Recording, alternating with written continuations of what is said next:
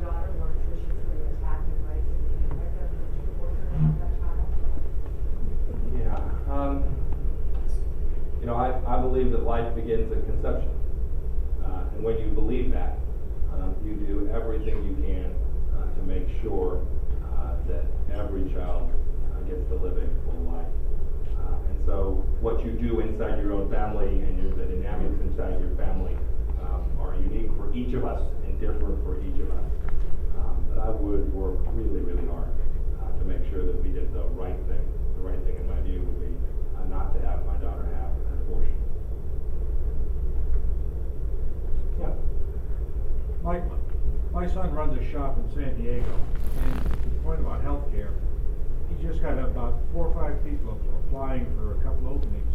And the people who are applying were well educated, and he tells me they were cut, there was a reduction, but primarily because the company had no focus about healthcare, about what healthcare costs were going to be, and they just weren't taking any chances, and just cut people. Yeah. It's the story I've told. I mean, I hear that every place I go, especially with the smallest of small businesses, 2-person, 6-person, 10-person operations, who are already challenged to provide health care today. It's an enormous problem. Century International, company that I'm still running, got their premiums. We renew October 1st. We saw our first look at premiums. They're up substantially. That itself is not terribly different. They've been going up for an awfully long time, but the magnitude was unique, and the reason given was that everyone's preparing for what the Kansas Public Health Exchange is going to look like.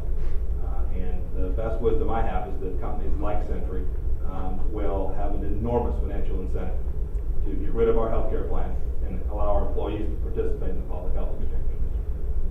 And so that incentive system, a very small penalty for the company, which everyone will be feared that their competitors will take, will drive us towards a national healthcare system. That's the hidden tax that was buried in the Obama healthcare law, is that we are moving towards a true nationalized healthcare system, which, in my judgment, will drive up costs dramatically and increase the challenges of access in rural Kansas, lower the quality of care, costs some really good doctors who decide, you know what, I think I'm just going to go work on my short game.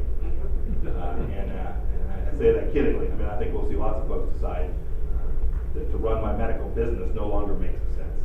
And that's bad. That's bad for America. Mike, can you talk just a second? You alluded to the Bush tax cuts that expired at the end of this year.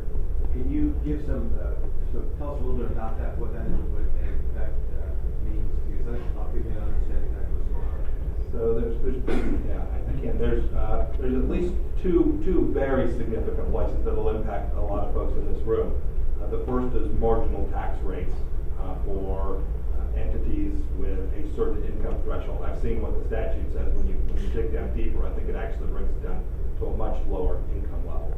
But a series of tax rates that are in effect today will be increased by this administration come January. So you have marginal tax rates going from, in one case, I think it's 33 to 36, and in another case, we're going a touch over 36 to 39. And then you have the estate tax, which today is 0, and come January for the highest level will be 55%. And so you just have these radical changes in tax policy that Speaker Pelosi is going to be darned if she's going to let anyone introduce a bill to attack or to change. And there are, to your point about bipartisanship, there are a lot of Democrats who would love nothing more than to be able to be permitted to vote on that issue, and they won't get that chance. It's fascinating. We get a chance to see some of the commercials that are running all around the country in different races. There aren't very many Democrats today that want to stand up and explain why tax rates are going to increase in the biggest recession of the last 40 years. And yet, we've got a Speaker of the House who is going to stand right in the middle of that and never let a bill see the light of day. So I think devastating. If you're looking for folks to increase investment, it seems like ordinary sense to most of us, I think, that you don't increase marginal tax rates. And that's what we're most likely to do.